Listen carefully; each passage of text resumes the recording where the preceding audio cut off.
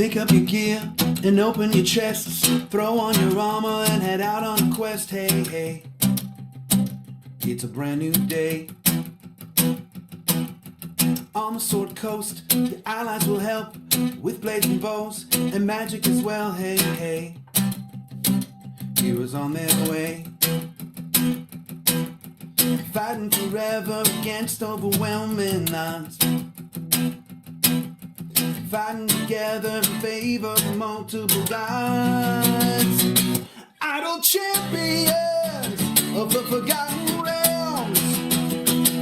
Idle champions, adventure never ends. Idle champions, get you all out there. Idle champions, you will set again. Idle champions.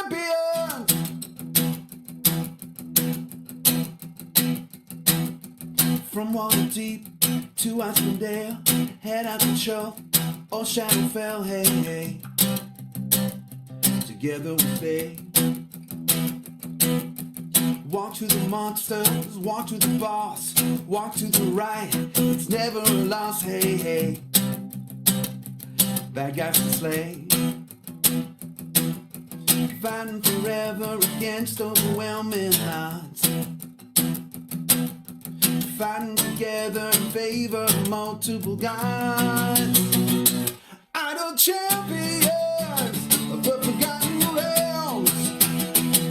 Idle champions, adventure never ends. Idle champions, get you all out there. Idle champions, you will say again. Idle champions.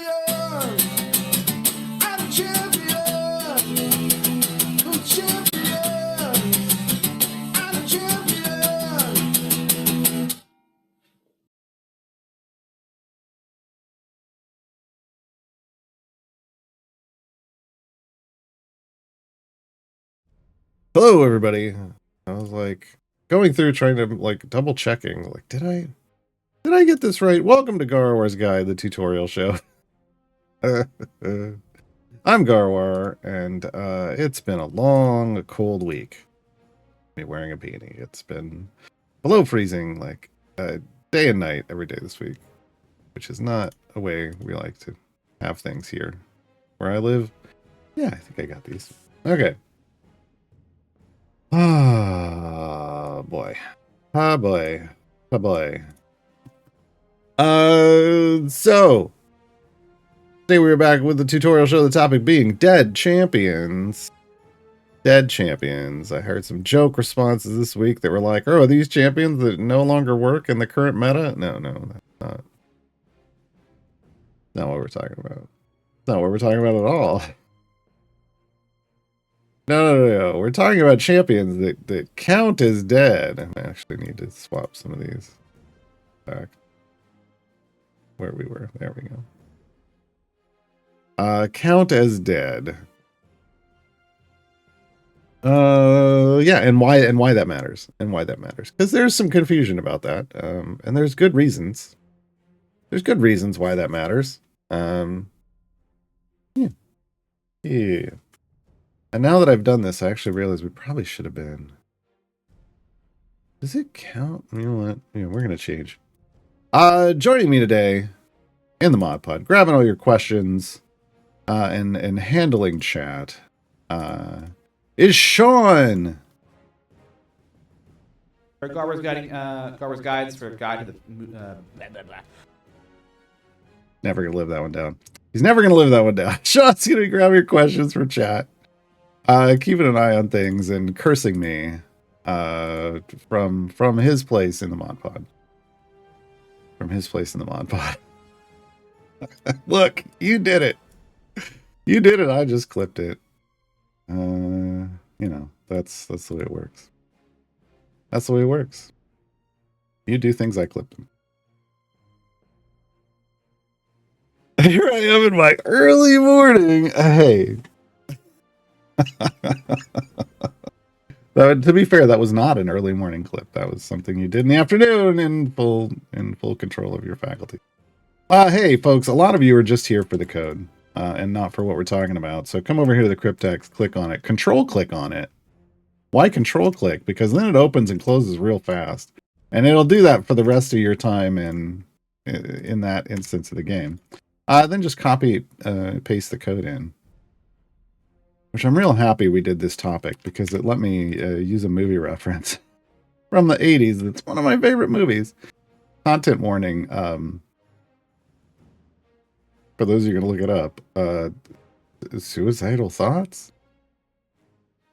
Yeah. It's a great movie, though. Fantastic. I highly recommend it. But back to the topic today.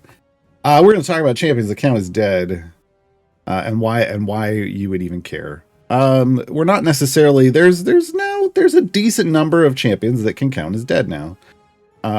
Some do it automatically, some do it with a feat.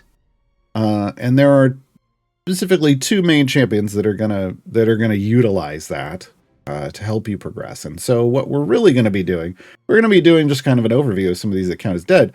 But what we're really going to be doing is talking about the champions that make good use of them. So that you understand, like, why does this exist and why is it important and who should these be in formation with?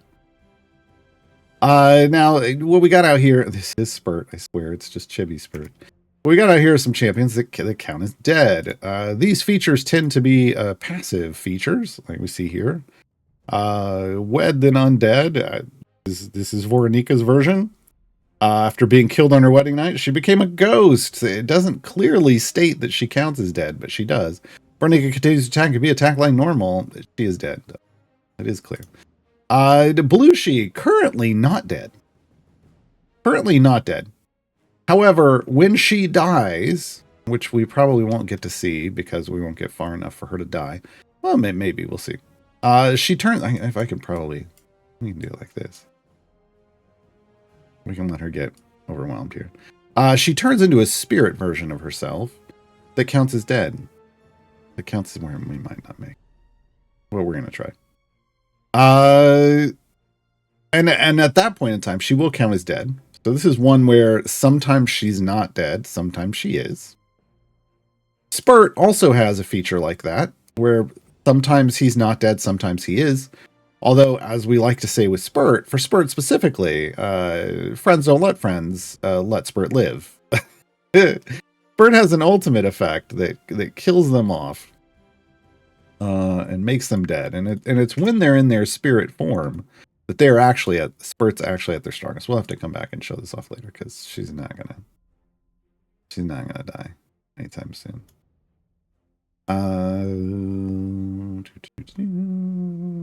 You know what? Let's just talk about these four to start. So we also have Astarion from Baldur's Gate to Baldur's Gate 3, excuse me. Baldur's Gate Descent into Avernus 3? No, we haven't done that yet. He is a vampire spawn, so he counts as undead for the purpose of effects that care about dead champions. Desmond casts, but alive for all other purposes. Great. They actually called out the two champions that we're going to be talking about at the moment. And if we come over here in slot 3, we've got another one. BBEG. BBEG has Resting Lich Face, which arguably the best ability name in the game. BBG counts as undead for the purpose of effects that care about dead champions, but alive for all other purposes. So what does this really mean? I mean, you are alive. These characters are alive. They're doing damage, and they can take damage. But they count as if they were dead, like as if the party had been overrun and has a dead champion in it. This is what they're talking about. So counting as dead is a game mechanic. I already see somebody. Undead is not dead, but this is a game mechanic. You got to. This is not. It's not D&D. This is a D&D themed game. So this is a game mechanic based off the fact that these champions can do something after they are dead. So let me show you Spurts. Here's what happens with Spurt. Oh, Spurt. Why? Now. And now Spurt's dead. So Spurt is in a spirit. Spurt no longer attacks in their spirit form, so Spurts is very specific. But that then buffs, as we can see here, spirit, all of their other abilities. So for Spurt, you actually want them dead, and the longer they stay dead, the bigger the buff gets. It's all part of heroic sacrifice. Yeah. It's a big deal for Spurt. Whereas with Blushi, and we're going to talk about just the ones that can, form change, Blushi actually wants to go as far as possible without dying. Like they basically want to get through as many bosses as possible without dying. And what happens with Blushi is Blushi starts out as Blushi the First. Blushi I for Roman numerals, but that's Blushi the First. When they die, they become a spirit, and then after you defeat a boss area, they kind of a new Blushi returns to the formation, and it's the same Blushi, but it's not, and it becomes the Roman numerals. Roman numerals tick up. It becomes Blushi the Second. And I think there's an achievement for this, like getting her up to a certain number. But the reality is, in her situation, she wants to go as far as possible with her buffs, before she dies and becomes a spirit. It actually helps with one of her buffs. She has a stacking buff, and we like to get lots of stacks and stacking buffs in this game. So that's what's going on there. Let's see if we can get her to die against this boss. This should happen. And then we'll see. Then you'll see the spirit form. Come on, just hit her. You can do better than that. Really, dude. Oh my god. Really, dude. Really? I'm trying, folks. I swear. Well, we'll get there. Maybe the next boss. So, these are 4 base champion. Well, no, 5. Count BBEG, who are automatically going to count as dead for you. Yes. Now there are 3 that can do this with a feat. Whittle, which I already have in a skin that looks pretty dead, if I'm being honest, but isn't. Whittle normally looks like this. Whittle has a feat called Make Undead, where she counts as undead, plus does something else, which is actually really good. This is so that you can add them to this party. Because thematically it makes sense that at some point maybe she died. I mean, look at that skin. Is she dead? She's dead in this skin, right? This is her Nosferatu skin, so it would make sense, right? So Whittle can slot that and be considered dead. Now this is a swap in Blushi's spot, so this doesn't unfortunately add an extra character to the potential undead you can have, which is unfortunate. That would be nice. It doesn't. It's not happening. Also we already have BBEG and Spurt here in Seed 3, but we also have Nahara. Nahara can also show up and slot a feat that is Make Undead. She is a reborn Aasimar, so kind of fits with her story that she could be counting as undead. Some of these feats, as you can see, this one here, it says it's locked and there's no price. That means it was part of a release through the Thayan Enclave, and it's in an exclusivity period. And when it comes back, or through some method, now they have exclusivity periods for store gems too, like cash feats. I mean, when it comes back, it will be available for 50,000 gems. It's just going to take a while, and they announce those usually in blog posts or in posts on the Discord. Usually it's in the Discord and the updates thing, and then it's on Reddit. Not always. It doesn't always tell you in game. So Nahara, but again, Nahara in a seat that swaps with not just one, but 2 other potential dead champions. And then the final one that can come in by a feat is Viconia. Viconia is basically Necromancer. Necromancer can count as undead. I actually have that in at the moment. And again, that was another one of those. Some of these are obtained in different ways, and you pick them up, you get more dead, right? I think at least one other of those was from. They both might have been from the Thayan Enclave. I actually don't remember. I wish it told you where they came from, so that I could be more helpful. But I have that listed off in my guides to the champions. It'll tell you if it's not where it came from, but like how you purchase them, and if usually anything that's coming from like the Thayan Enclave or if it came from like a cash purchase, it'll usually say 50,000 gems. And if in the game it isn't currently for sale, it just that means it's in an exclusivity period, and it will be in the future. So those are the three that can do it with a feat: Whittle, Viconia, and Nahara. So what's the point of even having these, right? We have one more. Well, let's see. Let's talk about. We have one more who counts as dead, and that's Cass. And he is one of the reasons. He is a more recent reason for this. Cass is a vampire lord. He counts as dead. He is undead, but he counts as dead for the purpose of effects that care about dead champions, alive for all other purposes. And then it goes on to say, via his abilities, Cass may cause one or more other champions in the formation to become his vampire spawns, which are then also undead. So then count as dead. So Cass is an interesting one because not only does he count as dead, he can potentially turn everyone else in the party dead. In which case, I mean, it doesn't really matter. I know it sounds odd, but then it doesn't matter if the other champions count as dead. Cass can just make everybody dead at a certain point. So where we really like to see it is Desmond. Desmond, and we'll come back to Cass, and we'll talk about Cass's hit here in a bit. But Desmond was the OG of, I like it when a champion counts as dead. Because before that, I mean, we had Spurt who would be dead when his spirit's out, but didn't really mean anything. But then Desmond and Voronika came along as part of the same affiliation. They are part of the Black Dice Society. And Desmond basically became the kickoff for, dead champions can actually be a good thing. And it comes down to, or the first one, let me get an ability called Lament the Lost.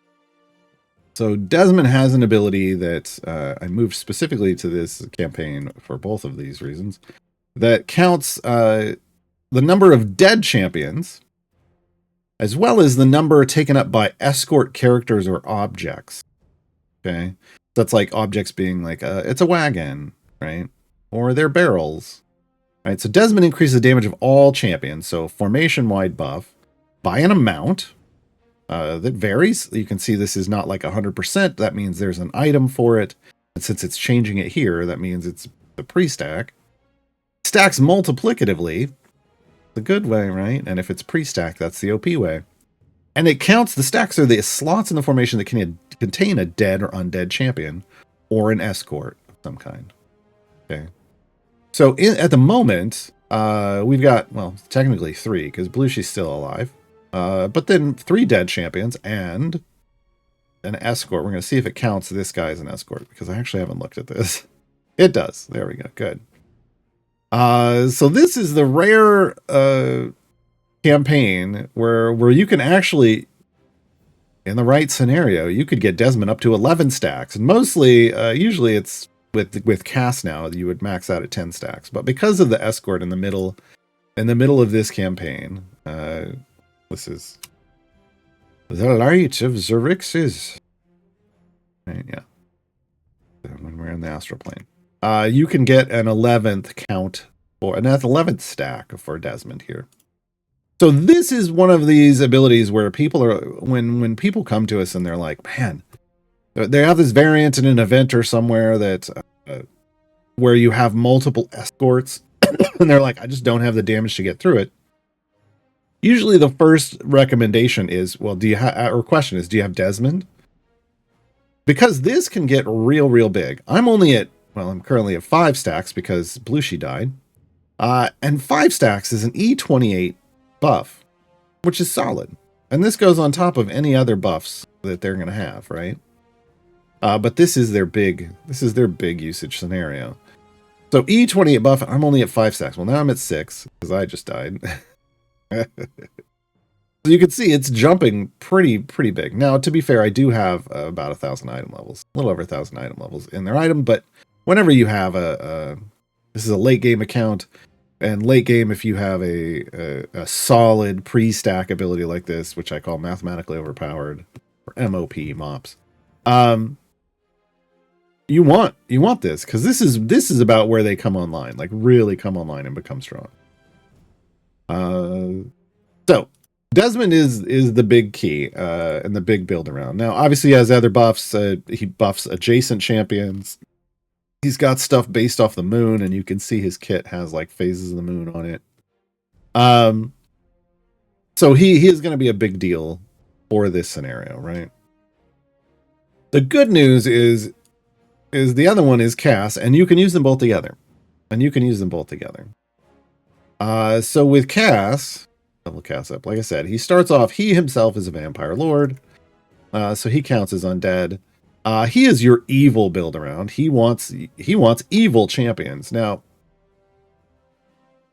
here's the fun thing: chaotic evil, Voronika, Belushi, neutral evil, Spurt, lawful evil. Desmond is chaotic good, but we can get around that. Viconia, neutral evil. Astarion, neutral evil. So if we were trying to build out as many, like if we wanted to use all of these dead champions, we could do it with this. We could trigger both the evil and the dead. But remember, Cass is unique. Unlike Desmond, Cass can create dead. Cass can turn champions into dead champions. So you don't necessarily have to build around the dead, but it's actually a nice double up, if we want to put it that way. We'll talk about how he builds dead in a bit. It is nice to start this way, because then you're getting a lot of his buff, but you're also getting a lot of Desmond's buff from the beginning. So he's going to do Born into Evil. He's going to increase his damage, his own damage, because he's the DPS. So you'd be building around him as doing the damage, and you'd have he shouldn't be up in the front, but you'd have Desmond next to him to buff, right? And it stacks multiplicatively. Now this one, obviously, because it's just 100%, it means it's not a pre-stack. It doesn't have a pre-stack multiplier anywhere. It does have an item, but it's post-stacked. Mortal Pawns is a fun one. So this is the thing. Every time an area is completed, Cass gains pawn stacks equal to the number of champions in the formation that are not one of his vampire spawns. So this tells you right away that you don't want him to create vampire spawn for as long as possible. This is why it's a good idea to have, if you want to build him with dead champions from the beginning, because he's going to be getting there's a bonus for them that we're going to talk about here when we're going to get to in a moment. But having them not be his vampire spawns, but count as dead, is going to give you buffs from like Desmond, but it's also going to affect one of his other abilities. So each pawn stack increases the effect of Born into Evil by a 0.5%. It stacks multiplicatively, so you want to get a lot of these, right? You basically want everyone in the party to be contributing mortal pawn stacks every area for as far as possible. So that you can get, when you're stacking and you start at 0.5%, you need a lot of stacks. Okay, Life Drain. This is his healing. You can see a DPS healing. When an undead champion in the formation attacks, they regain hit points. So as you can see, every time somebody in this formation is attacking, if they're hitting, here we got Darian just regained some hit points. Are we really? Some of these are not counting as undead for some reason. Belushi is alive, so that makes sense. But Viconia should be counting. Didn't I have the feat in? I do. Is there a bug with that? Might be. Nope, there it goes. Okay, I just had to reslot it. So there's sometimes feats get bugged. So yeah, everybody that counts as dead is healing every time they attack. Okay, which is fantastic, right? Healing isn't amazing in this game, but there are situations where it's useful. And in this situation, everybody that counts as dead is going to get a heal off a cast, right? So spawn of cast. How do we create spawn? When a champion that is not already undead dies, this only works for like champions that count as alive, not dead. They immediately resurrect at full health as a vampire spawn, counting as undead for the rest of the adventure. So, the key here is that the resurrect only happens if they were alive when they died, like they were a living champion. However, regardless, they're going to count as a vampire spawn for the rest of the adventure if they die while Cass is in the formation. So that they kind of will take away from that situation of his other buff. The effect of Born into Evil is increased by a large amount for each undead champion in the formation, stacking multiplicatively.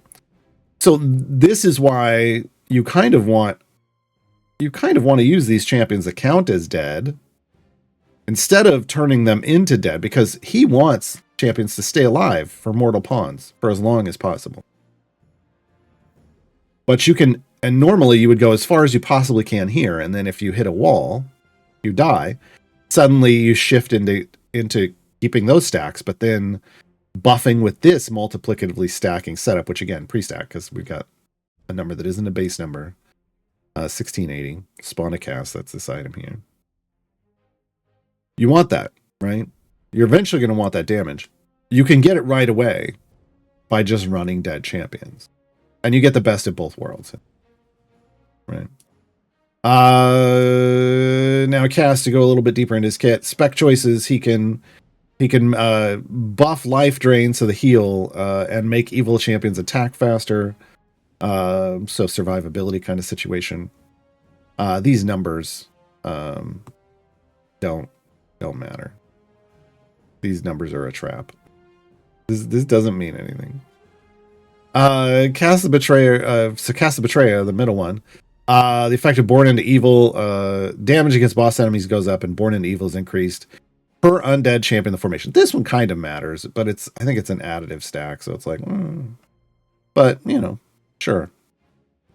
Cast the Destroyer, increases the effect of Born into Evil by a flat amount again, but also champions adjacent to Cass gain the evil tag. Now this is fantastic because again, Desmond loves dead champions, but Desmond is not evil.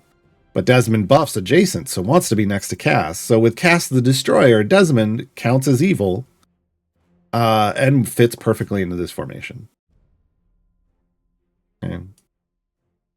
So then suddenly we have a formation full of evil champions, even though Desmond isn't evil, and anybody else you have adjacent to Cass. So Cass is kind of really flexible in that way, in that he can create exactly what he wants, both for dead champions and evil. It's just evil has to be adjacent to him.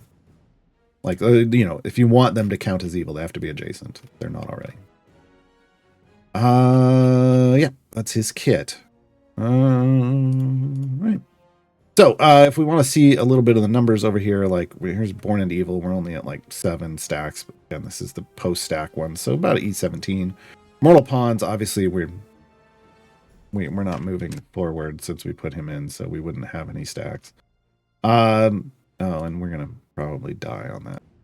We'll level some people up and you'll see his stacks. It can get pretty large because remember, you can have basically 10 stacks per area. As you get further and further in the game, like, if you go 1,000 areas in, which the area hard cap right now is 2,500. So 1,000 areas in, he's even halfway to the end.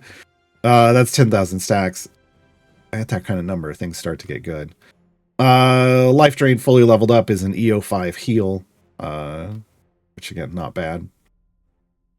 Spawn a Cast, we only have 4 undead people, counting as undead at the moment. Yeah, because Blue She's alive. So we're looking at, I was like, all right, EO7. This one's going to get a little nicer. But yeah, so lots of stacking effects, right? Again, Desmond's going to want everybody counting as dead. For Lament the Lost, right now, again, 5, E28. To get that higher, again, we could get 11 full stacks in this setup. You just have to kill everybody off. So we're just going to throw in some champions. We're going to see if we can push forward and just kill everybody off so that we can get, at some point, so that we can get more stacks. We'll put him all the way back here. Just because. Actually, both of them. Yeah. And we'll see what happens. Briefly, how do the rest of these champions really fit in? Again, the idea is that they're dead. They count as dead. Their big point is that you're using them with Cass or with Desmond. They're huge in scenarios like Desmond. Obviously, is huge in scenarios with escorts. Obviously, you get a constant escort in Light of Xerxes, but you want to see them like in variants. Desmond's huge in variants, where you're going to have escorts, as long as you gear them up a bit. Park familiar over here as is appropriate. Actually, what's probably more appropriate is to use the term appropriate loosely here. Give me baby spurt on chippy spurt. There we go. Desmond's going to be a great tool for you to use in those variants where you have escorts. Now this isn't necessarily, Desmond isn't who you put in those escorts where every like 25 areas or every 50 areas a party slot gets taken up with an escort. That's not the scenario. There's a whole other use case, like a whole other situation for that called bud spiking. You've probably heard that term applied to other things, but the OG term bud spiking refers to those scenarios where you're constantly losing formation slots to an escort or an object or something. But if you go all the way back to the beginning, you have all or most of the formation available. You can load champions in, level them up, spike your bud, and then continue forward with fire breath. Desmond is for the ones where it specifically is like, hey, you've got a gigantic escort, or you've got 2 escorts, or you've got a giant escort that's taking up 3 slots. That counts as 3 escorts. And in those situations, then you populate the rest of the formation with dead champions. Now, with Cass, you can basically make the entire formation dead champions, and it's not as restrictive to use specific dead champions, but again, you can double dip. A lot of times you don't necessarily have to have every last bit of power. And you can complete situations without Cass ever triggering vampire spawns if you're already using dead champions, which just makes everything go faster, right? And the potential is the potential is higher if you're starting with champions and you can push further with that power before dying. You get potentially more stacks of mortal pawns, which you want, right? Right. So just I really want Blushi to die off. You know, let's take everyone out. We do want everybody to die off, but let's take everybody but Blushi out. And just get Blushi dead so people can see Blushi's spirit form. Again, Blushi isn't going to kick in as undead until she's in her spirit form again. You want to go super far for that. So she's not really going to contribute until the end, but you want her in from the beginning because she is an in-adventure ramping champion. Because she's building stacks based off the number of bosses she lives through. She needs to be in as long as possible. Come on. Come on, you should not be living this long.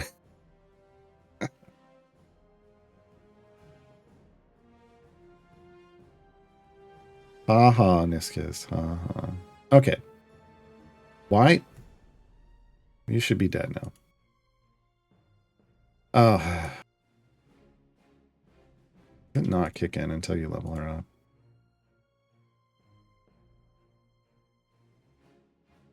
Yeah, okay. My bad. You actually have to level her up. The ability is called Spirit Carries On. Oh boy. Here we go. Level 70. When she dies, she's replacing the formation with her spirit. So let's get her dead now. My bad, folks.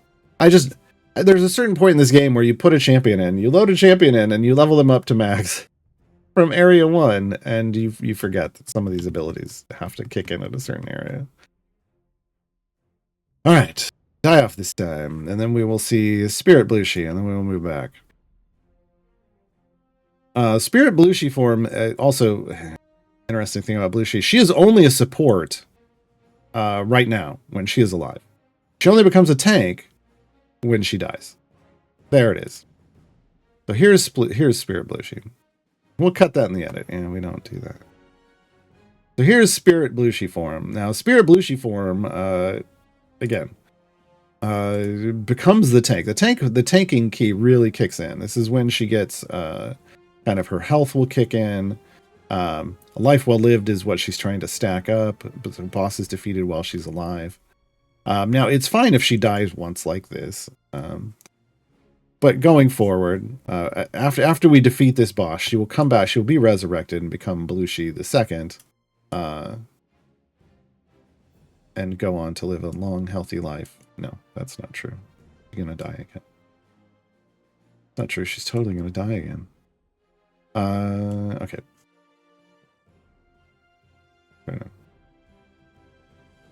Let's see if we can defeat this. We could totally defeat.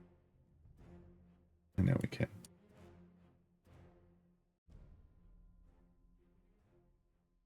So big build arounds.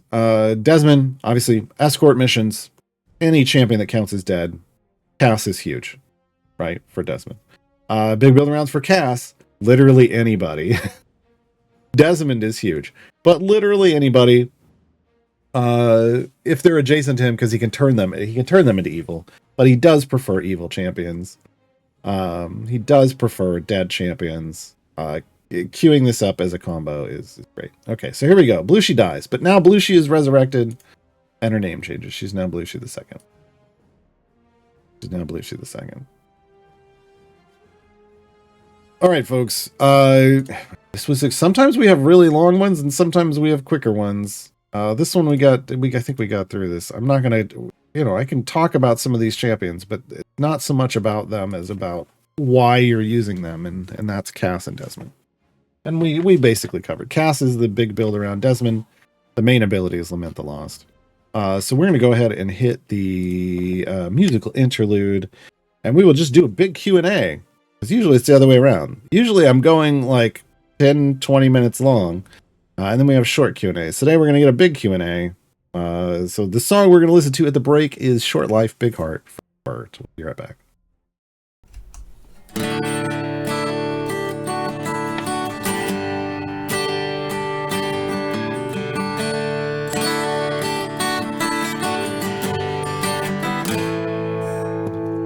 I just turned 11 days old. But that's an ancient dragon to a kobold. Got my brother by my side. He was eaten by a slime. And everywhere I go, it's just along for the ride. Walking through the underdark. A hammer hit me very hard. Short knife, big heart.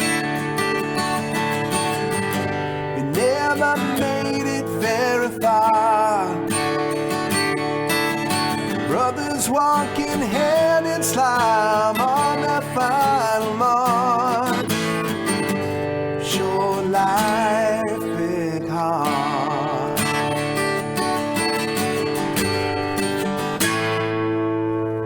Ask me 3 more questions, tell you what I can. Lived a long life for a kobold, not too long for man. You can ask me about Pepe, you can ask me about my friends. I can show you how to use my stick with stingy on the end. Before the hammer hit my head,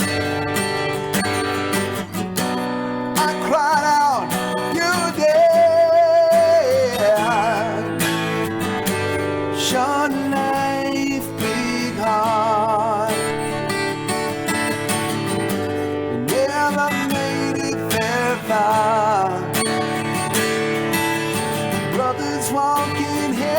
slime on our final march. Show life big heart. I'll tell you about the sandy poles I made, and the bag of wasp I threw like a grenade. Let my death inspire your crusade as you wander on your way. Your life, big heart, never made it very far. Brothers walking head in slime on our final march. Your life, big heart.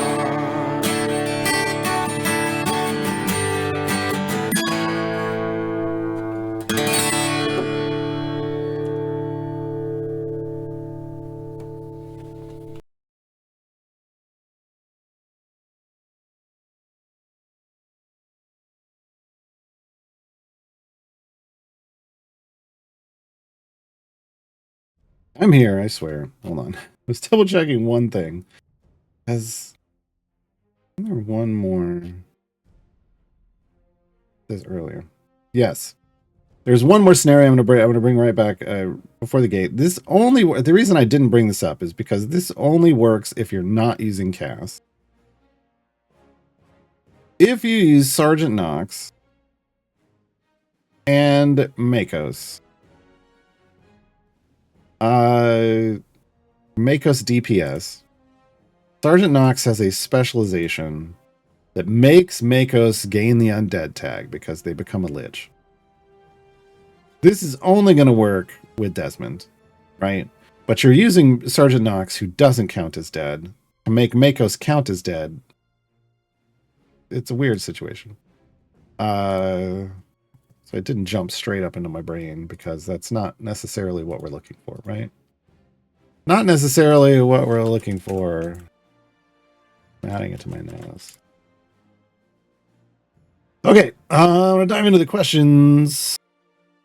We only have a few, so folks, go. It can be on anything. It doesn't have to be on this topic. Anything that has to do with idle champions, the champions in idle champions, or systems in idle champions, we can talk about. Aggie Jess, I have champions that look like they have brown transparent overlay over them that didn't used to be there. Sounds like a bug. Submit a ticket. That's. Honestly, I checked. I've got Spurt out here who you mentioned. I don't see it. I don't see what you're talking about. So it's either a you issue or a bug with the game affecting you. Submit a ticket. They wouldn't. Here's the thing. They wouldn't just like make everyone look worse on purpose. So when that kind of stuff happens, submit tickets and ask what's going on. Why is this doing this? Because most likely that's a bug. Null Persona, how do you make use of Ishii's treasure hunter ability without the stacks resetting? Since Ishii seems to get kill credits the last enemy attack dies, even when Ishii deals no damage. Hold on. I mean, it might, Aggie Jess, but I have no... You're not giving me any kind of... Like, you're making it sound like this is all the time. So if you're in a variant, and it's the only place you're seeing it, check the restrictions in the variant. But if you're seeing it everywhere, which is what you made it sound like, then you need to submit a ticket.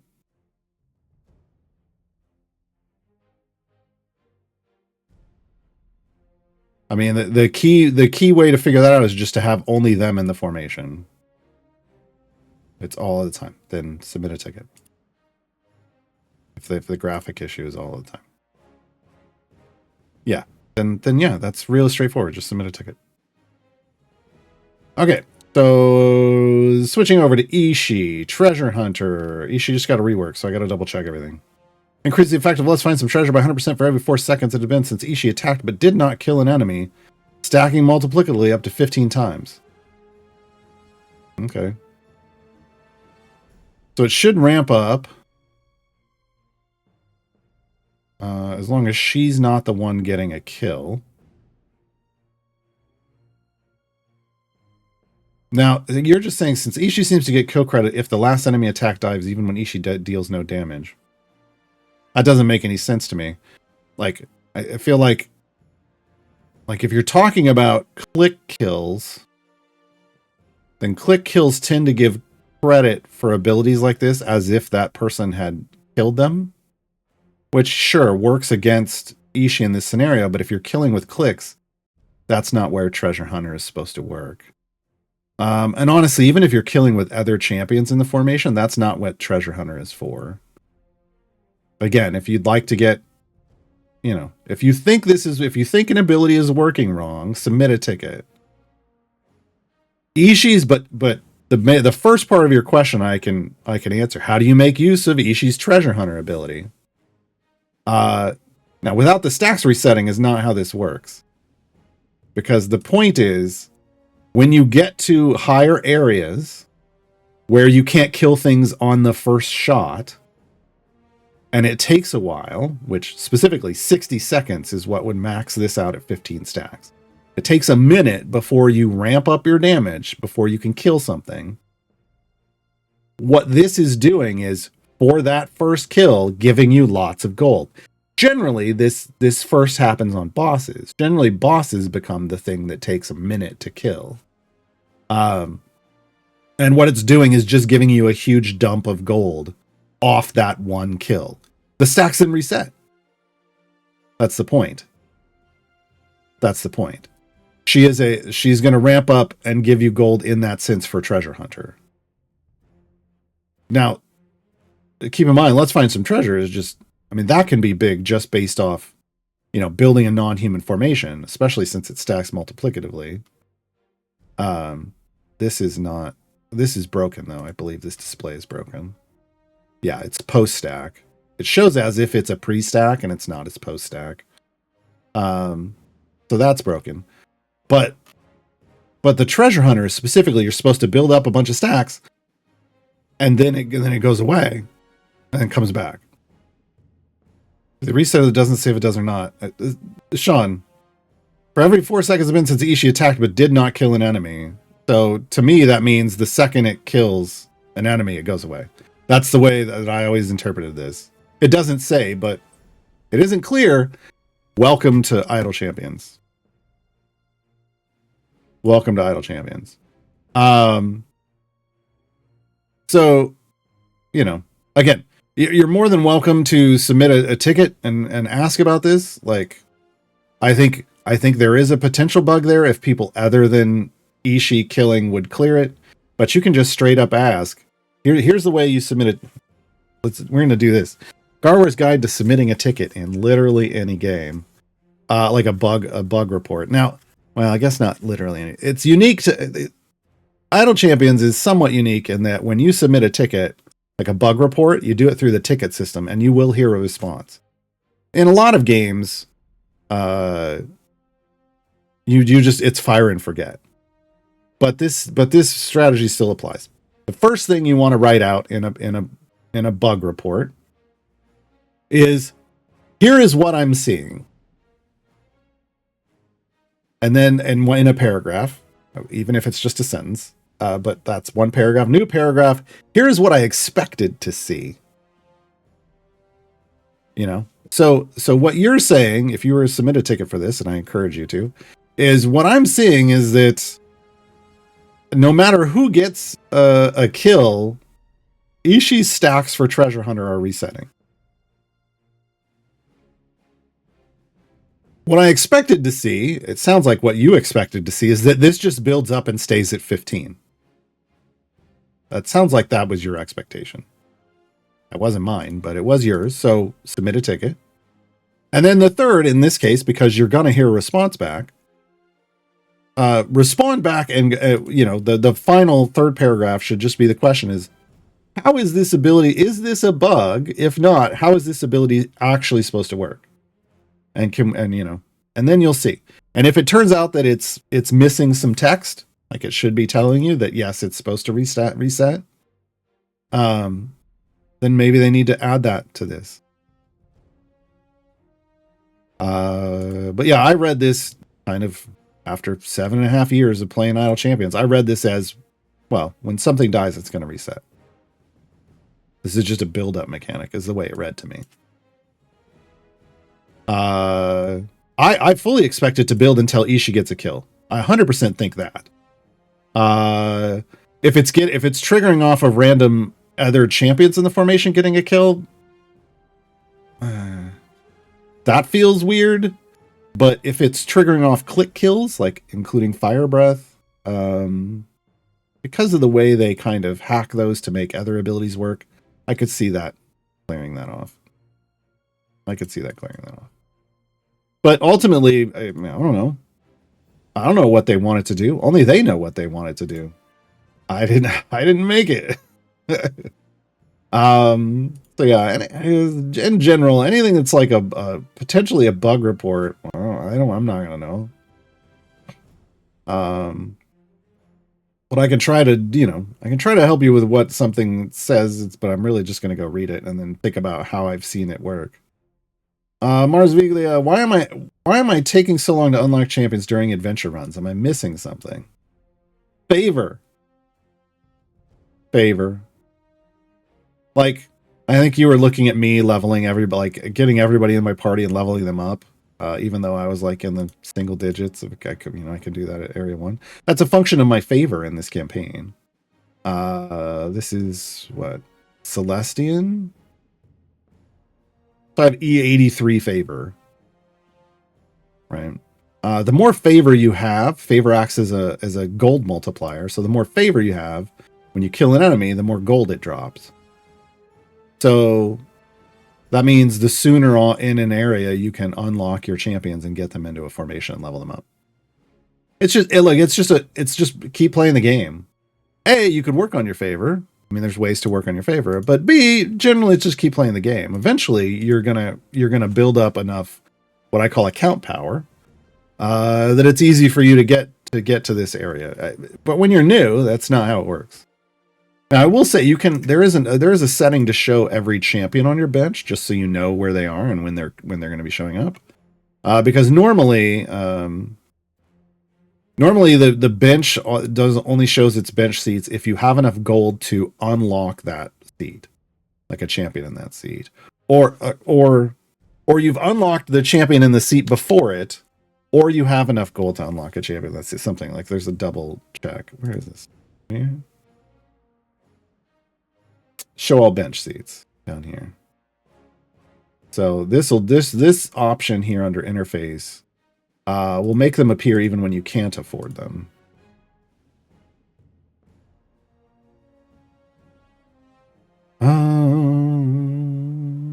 Lurking Rider, are there any dead or undead Forgotten Realms lore characters that you think would make for interesting champions? I mean, I think before I would even go there, I would just look at who is in the game currently that could have a make undead feat. And that's anybody with a skin that makes them look dead. So like, I think Averin has a skin like that. Celeste definitely has a skin like that. Puent has a vampire skin. I think that's a good idea kind of first. I would definitely want to look at seats where there aren't any undead and see, like, do they have undead skins? There's a vampire Catty Bree. I know she has a vampire skin. She could use an undead feat. I'm not sure here. I would want to look like, and maybe that's a place where they could target an undead skin of some kind with a feat, right? Off the top of my head, I'm not entirely sure about the rest of these. I know there is a way to get Makos to be dead, but it'd be nice if there was more than that. It'd be nice if there was more than that. But yeah, Averin and seat 11, and they're a good 12. Miria is a necromancer. She does have like a bone hand, but she's not undead. And I know a lot of people get confused. They're like, well, but when she dies the first time, shouldn't she then count as dead?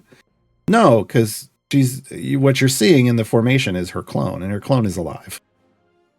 But maybe if they went full on, maybe they could make a skin for her that was like Lich Miria and then give her a make undead feat.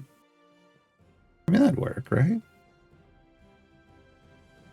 I think that's where I would go first rather than trying to find like story-based, like old lore-based characters that count as dead. It's like the only one that comes to mind. There's a specific name for, hold on.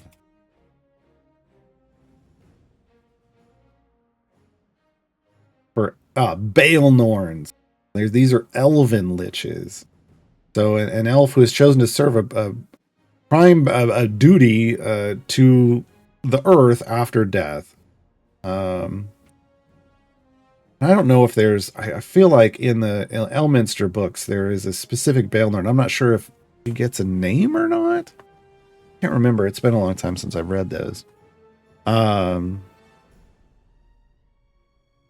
like, a Baelnorn would be neat. But I think there's a lot of opportunities already. Miria has a Banshee skin? Really? I'm just not aware of this. Well, there's a lot of skins that get out of this game that I never noticed. Oh, yeah. So that one could get a make undead feat. I could see that. Sure. That's Dragonlance Miria. I guess that's a Banshee. I guess I didn't realize because it just says Dragonlance Miria. And I just didn't pay attention. But yeah, that definitely looks like a Banshee. I'm not sure why that gets called Dragonlance. But I also don't know anything about Dragonlance. Other than that, maybe there's dragons and lances? But I could be wrong. I could be wrong. Ian, I think that's your name? What is your item level for Karlach, and who do you build around her? Ooh. What's that? You want to talk about Bay? Talk about Bay. Clear the formation so I can talk about my favorite champion. No, it's my current primary DPS is Karlach. There's this new average item level on her character sheet now. God, if this buff would go away, I could. Yeah, okay, there we go. Average equipment item level 2090 currently. Now you'll see these are like at 2500s, but that's the average is always counting the 6th item. So average item level is 2090. Yeah. So I know that Karlach has DPS tanking and support as her tags. I'll be honest, I just use Karlach as a DPS, so Berserker spec. It just gives you multiple multiplicatively stacking buffs for herself. None of them have pre-stack multipliers. Doesn't matter. They still get real strong, and they get real strong because of Soul Coin. Soul Coin takes her cap of her stacks from 50 to 100. 50 is big enough, but then it takes it to 100. 50 is pretty solid, but then 100 makes it go off. Now it does only last until you defeat the next boss, and the cooldown, I have it capped. It's still almost 3 minutes. But the reality is, you can tend to max your butt out with this and then ride a fire breath potion to go further. Now I build her, I don't know that it's the most optimal scenario, but what I try to do when I'm building a formation, as long as it works, I'm happy with it, is look at the strengths and build to both strengths and weaknesses. So I try to enhance strengths and minimize weaknesses. And her weakness is that while she does have an AoE, it just hits once, which means when we're dealing with armored enemies, it's slow. 6-second cooldown, and I'd only get one chunk off somebody? No. So I like to do what I call the Holy Trinity, which is basically Strongheart, Duke Ravengard, and then just any DP, any melee DPS. But in this case, I'm using Karlach. For Strongheart, it's whatever's going to give you the best spec choices, whatever's going to give you the best buff. For Duke Ravengard, in this scenario, I do Strength of Baldur's Gate, Champions with a melee base attack have their crit chance increased and crit damage increased. Because kind of the big point of Duke Ravengard is making everybody crit all the time. The one thing I don't do with Karlach, which I probably got signified right there by my spec choice, is I don't use Will. Because here's the thing. Karlach, even though she's a member of the Absolute Adversaries, she has 0 abilities that care about tadpoles that give her damage. In fact, her tadpole ability just gives the rest of the party health. It doesn't even give her health, which is what would have made sense. Is give her health share and then boost her health for tadpoles, because then that makes her tankier and everybody else tankier. But no, they just boost everybody else's health. A little frustrating. So this is where I start. And honestly, this tends to smash. Even if I just had these 3 in, this just tends to smash. If I'm trying to go real far, then I'm going to slot, just for survivability purposes in this day and age, to get above a certain area goal, you got to kind of have some damage reduction from Miria. We're gonna really move this around. Put all the way back here. You need the damage reduction and survivability that Miria brings as a tank. She's basically an armored character because of the way her health pool is basically like an armor chunk, except you don't have to remove it all at once, because her clones then stack in and she can stay alive for a long time.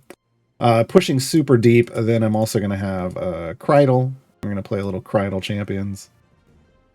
And the reason we move this around is because Krydle buffs all back.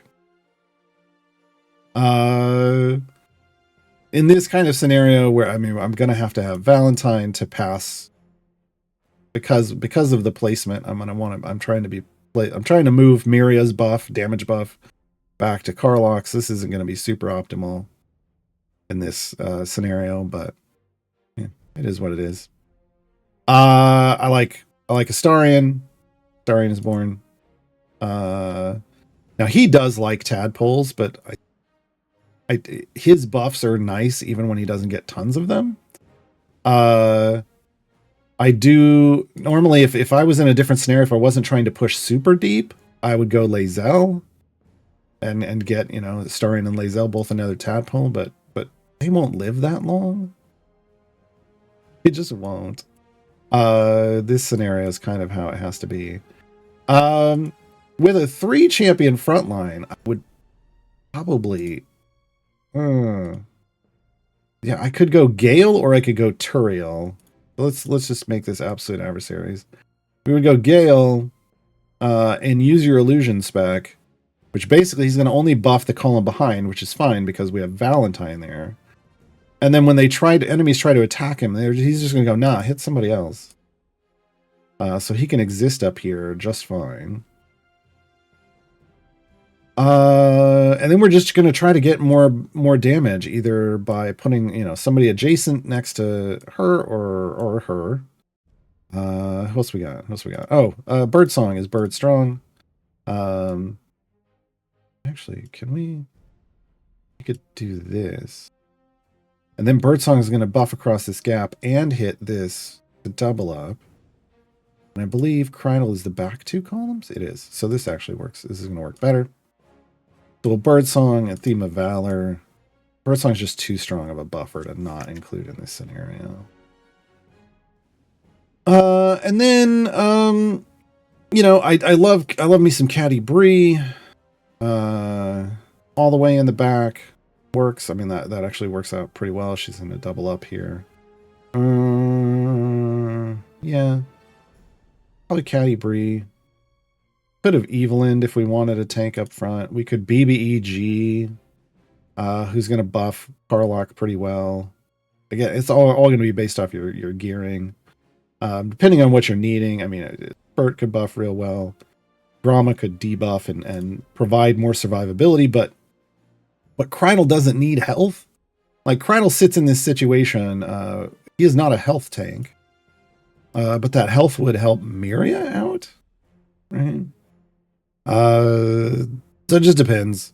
Like, I'll mix and match. Like, if I can get away, if I have fewer tanks up front, I'm using usually Esmeralda in this situation. Instead of Gale, because Esmeralda is also going to minimize Karlach's weakness by giving like double credit against armored and hit based stuff.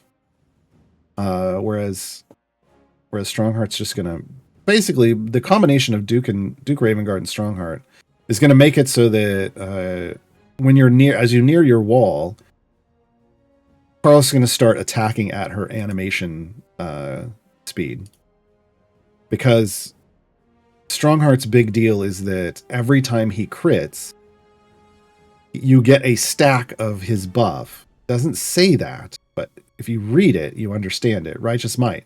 Whenever Strongheart lands a critical hit, for the next 20 seconds, he increases the damage of his buff, the healing of his other buff, and reduces base attack speed of himself and champions affected by his buff, which is adjacent champions.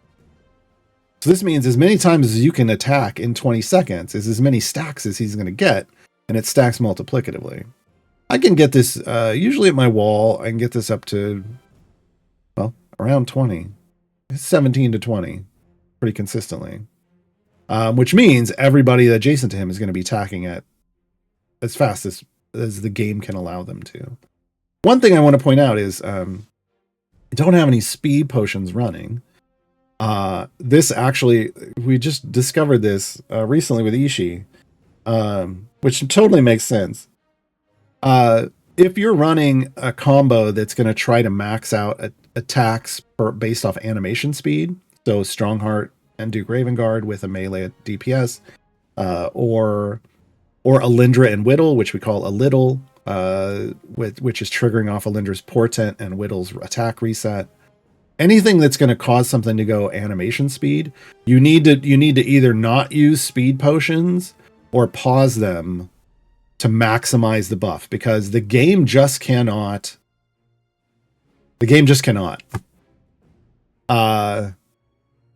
I think the most I could get, like, we were testing this with Ishii, and the most I could get for Ishii's stacks with speed potions going was like 45 stacks.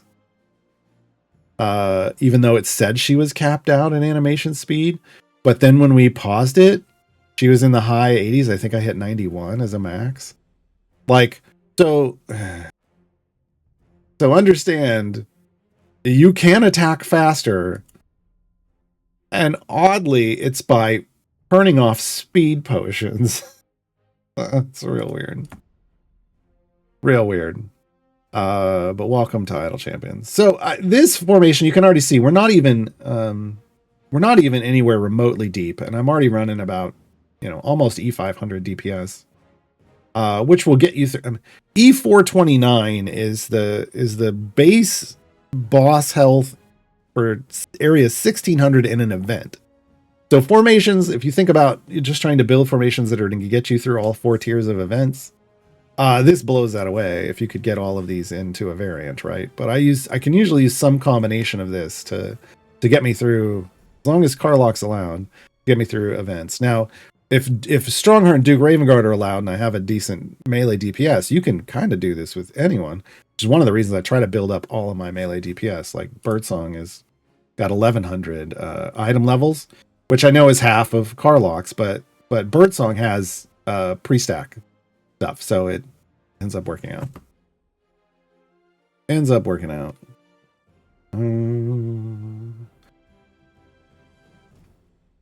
Lurking Rider with a joke question. Would you say the support champions you're talking about on today's shows are dead useful? No. This is really... Save my pennies and got the wild offer Modron core. Is there a... Well, that doesn't... Oh, I guess that's the Aroas core. Is there a strategic way to spend the... Oh, wait. It says PT boxes. I don't know what that is.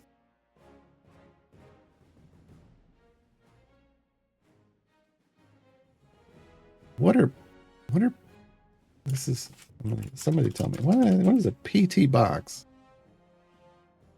I would think we were talking about platinum chests normally, but those wouldn't come with a Modron core. Is the problem? This is why I'm confused.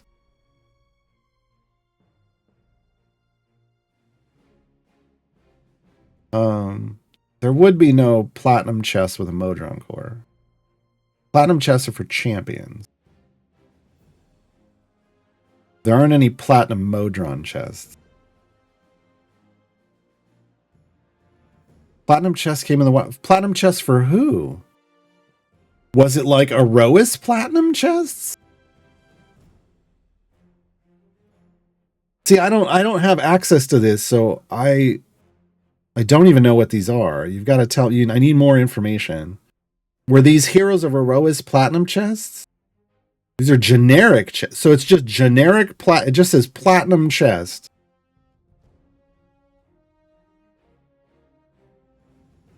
You then just open it. If it literally just says platinum chest, like you can have gold chest or silver chest, right? Like silver chest, gold chest, and it just says platinum chest, just open it. Yeah, you just open that. That's basically a gold chest on performance enhancers. It's just going to give some of your evergreens even more item levels. You don't have to worry about that, like about opening that in a specific way. The big deal from getting the Aroas core is that as you level it up, you're going to get 14 Modron chests from it. Modron chests, again, you just open those, but that's kind of the big, because the Aroas core itself, I hate to break this to you, isn't actually that great. I mean, it's fine if you're going to build a Aroas formation. If that's your jam, then you go with the Aroas core. But really, people pick that up to get the Modron chests. Rylanes, what's the fastest / most efficient way? Not necessarily the same thing. To use up Ishii's duel to the death stacks for her winner take all skill. So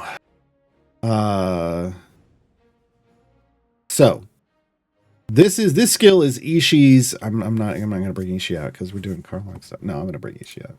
How dare I? Ishii's I like Karlach, right?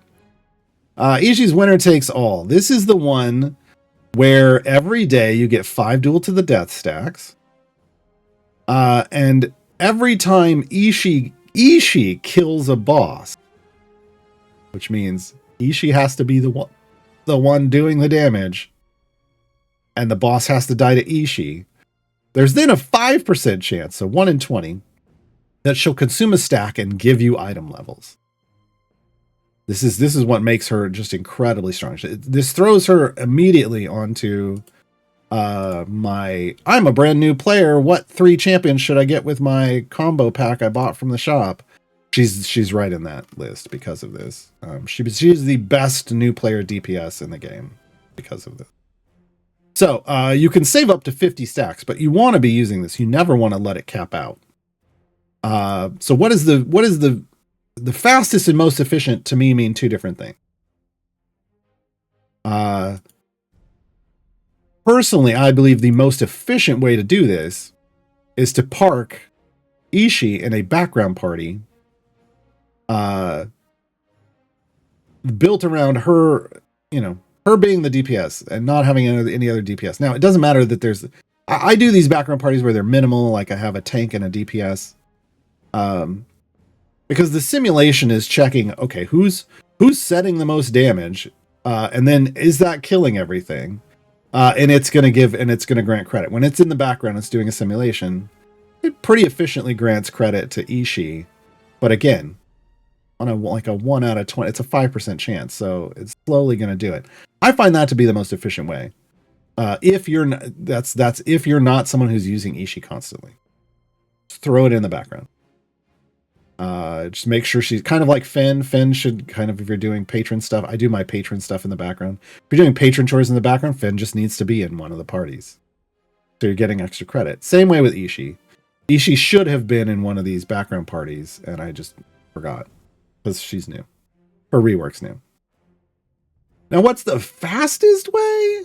Like, if you have a lot of stacks and you're just like, I want to burn all these off. Like, I mean, I guess I should have started this with the disclaimer that if you're just using Ishii all the time, it's going to manage itself. If she's your primary DPS, it's going to manage itself. But if you're like, well, I have 45 stacks, I want to burn them all off before tomorrow, and make sure that I don't cap and start losing potential item levels. I think it's been theory crafted that a Briv Ishii scenario, like 4-jump scenario, where you push to the first boss and then throw Briv in so that you then jump from boss to boss,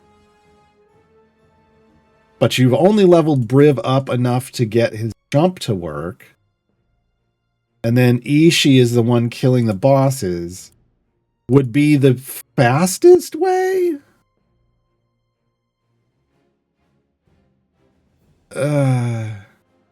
But that's a hypothesis people have put forth. I don't know if anybody's tried it. Because the reality is, Ishii has to be getting all the kills. And so the only way to do that is either to let it slowly move forward in a formation without familiars and just with Ishii on the field, killing bosses that are just normal health bosses over and over and over again, and resetting in your active party. Set up some kind of Briv jump scenario like I just mentioned. Or just, again, I think the most efficient way, just park Ishii in your background. In a background party. In fact, let me go. I think this is... Oh, I think I just screwed this up, but I think it's done anyway. Hold on. I did my Zero stuff. Yeah, okay. So if we go over here to this party.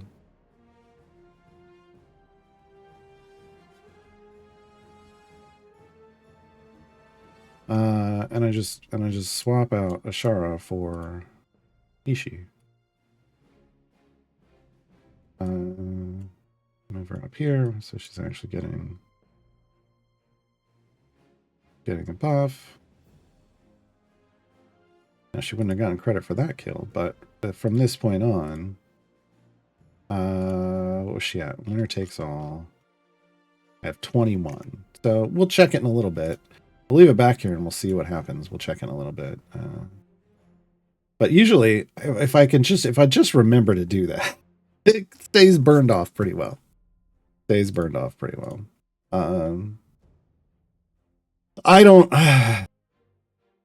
try to do anything like that. Like I kind of consider this a scavenging ability. I really feel that the best way to do those scavenging abilities, if you're not just actively using those champions, which is obviously the easy button, is background parties, and not trying to manually go do these every now and then and use up their stuff. Just background parties. Like a writer asks, we've had bardic inspiration songs about champions in the game. What do you think about reversing it, making a champion of Mitch the Lich? The song was created as a live show. I don't know. I mean, I obviously don't have an issue with it, but I'm not the one that makes the champions. Right? Phoenix Flamebrand, is there a way to auto better combinations? Can't quite figure out better setups. So you're like, is there a way that the game can just build a better formation for you? No. The game is a formation strategy management game. It's effectively a puzzle game. Playing the game is building the formation and figuring out how to build the formation. If you're having problems building a better formation, I highly suggest you read my Formation Strategy 101 guide. It's going to give you the basics of how to understand how to put together a formation. And really what it comes down to is read champion abilities. Reading the abilities of the champions you're using. Like if I go through this formation, I'm looking for build-arounds. From the shadows, increase the damage of all champions in the back 2 columns. That means whoever I'm using is my primary DPS if I have Hitch. needs to be in one of the back 2 columns, right? Which is where I put Karlach. His other stuff is about tanking and stuff. So it doesn't really matter. Like, and now part of this might be a build around, right? Increase the effect of From the Shadows for each champion with the Heroes of Baldur's Gate affiliation or who has a charisma of 15 or higher. I didn't build around this because he's here to stay alive in the front, but I am getting a bonus from it. Take it, right? So reading your champion abilities is kind of step 1, right? Karlach's just going to tell you she buffs herself and anyone in her column or the column behind her. Well, I'm using her as a DPS, so she's going to do her thing, and her big damage comes out of her rage stacks, which build up on their own. She can also build. She can also get and with Arca thing here that helps them. Like, so it's really comes down to reading your champions. But Formation Strategy 101 will give you information about that, and that's going to be over here. You can find the Reddit wiki. If the bot's going to put the link in chat, there it is. I have like I have over 180 guides for the game, but don't let that overwhelm you. To make an Idle Champions pun. Just start with the 101 stuff at the top, and that's Formation Strategy 101. I'll help you out. But yeah, the game isn't going to do it for you. UKR Drake, who in game have the best speed on attacks? Just started playing this game, and I like Ishii and I want to improve her. So this is a reference to the fact that Ishii will always attack 0.25 seconds faster than the fastest person in the formation. I get that there's a desire to then chase down the fastest attacker in the game and have them in your formation so that Ishii is going as faster than them. But that's not how it is. How she works, but it's not necessarily going to get you the best results. As I mentioned before, like Strongheart and Duke Ravenguard together can make any melee attacker attack at their animation speed. Animation speed is the fastest attack speed you can get in the game. That would work with Ishii. Also, but alternately, there is another option, and that is Alindra and Whittle. Whittle is a champion in seat 2. Alindra is a champion in seat 6. That combination where you're putting Alindra's portent on Ishii while Whittle is next to her will also get you to attack animation speed, but it will do it all the time. Strongheart and Duke Ravenguard, it's only going to work later on in an adventure. Those are the best. If you're looking for people to make Ishii attack faster, that's how you do it. Not necessarily just put a fast attacker, because nobody attacks in this game attacks fast enough as a base attack speed to get Ishii to her animation attack speed, like to the fastest she can possibly attack. So, Looking Rider again with the jokes. Are you saying Gale will use your illusion in order to feed Karlach's appetite for destruction? I am. Yes. Monkey House, how does having Ishii in a background party work with familiars? So the background party is a simulation. It's kind of doing something back there, but it's really just simulating what's going on.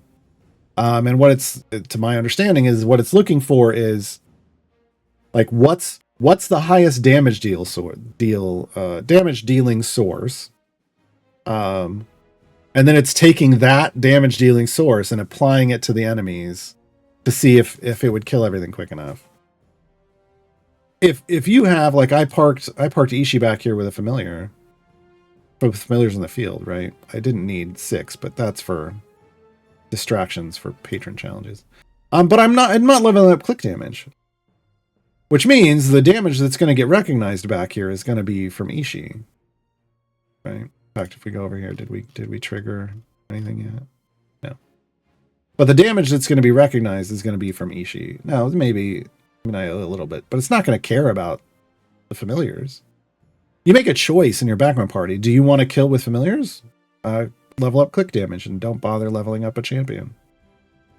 Just let it auto load in an area like the seat 1 champion, because it doesn't care.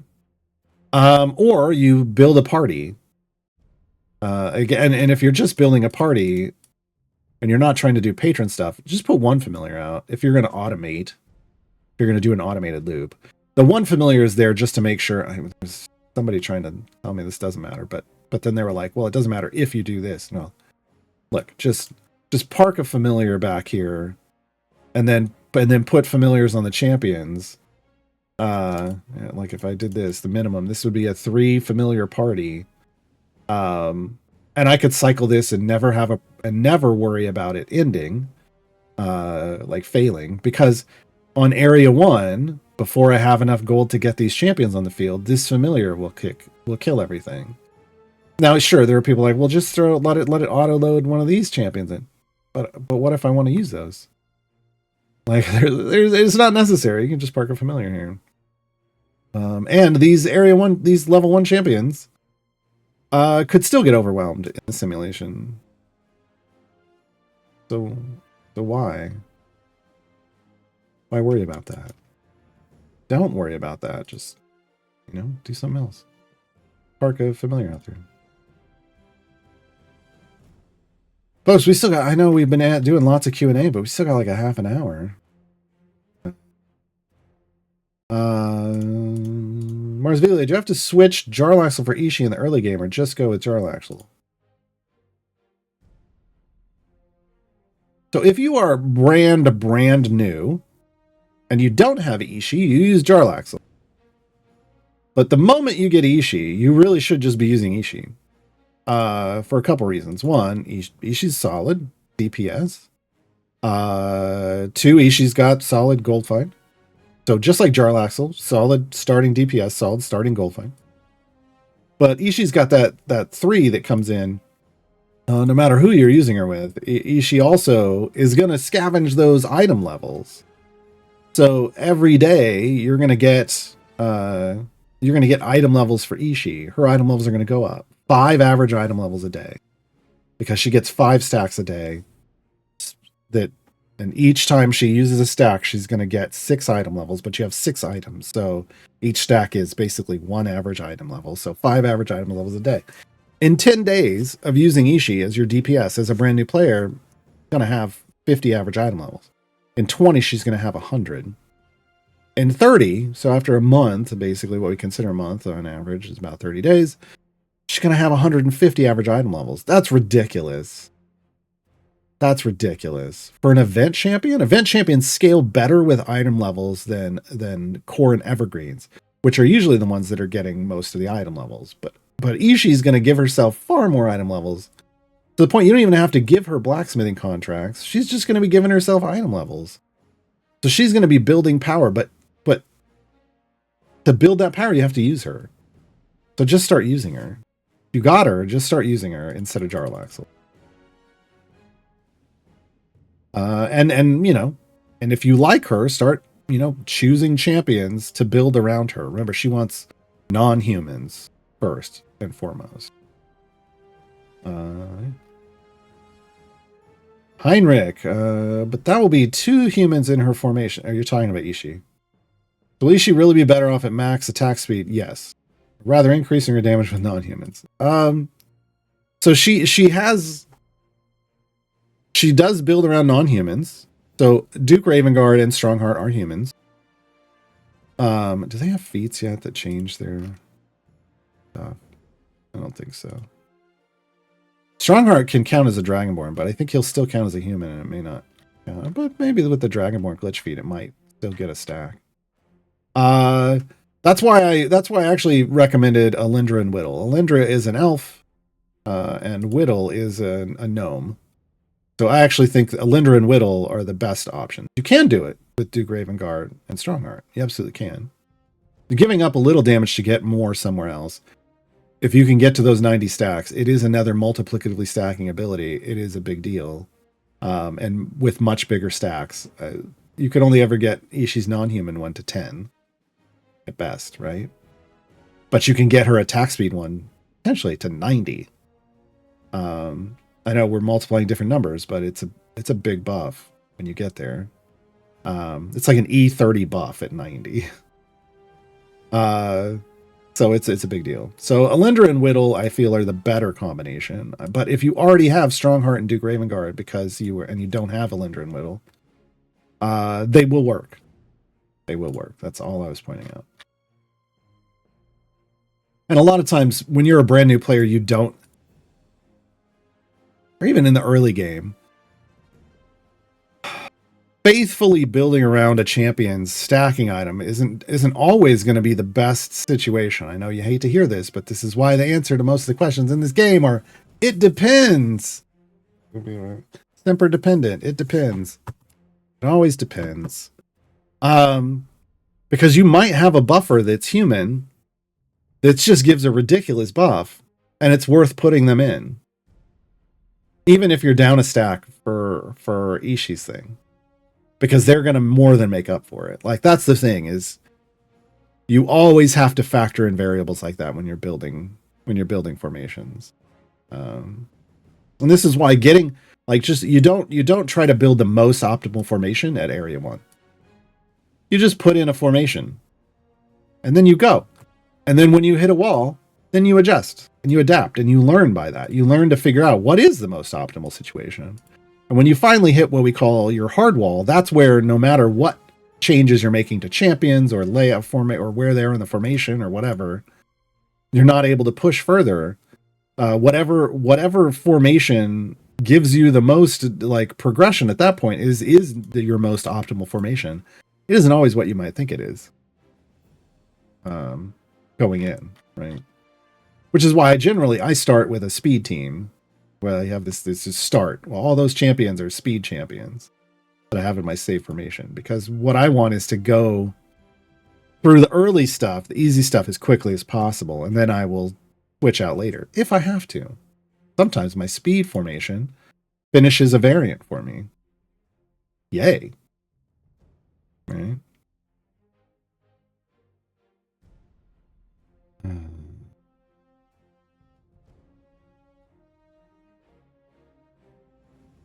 Star Chaser, the whole other person.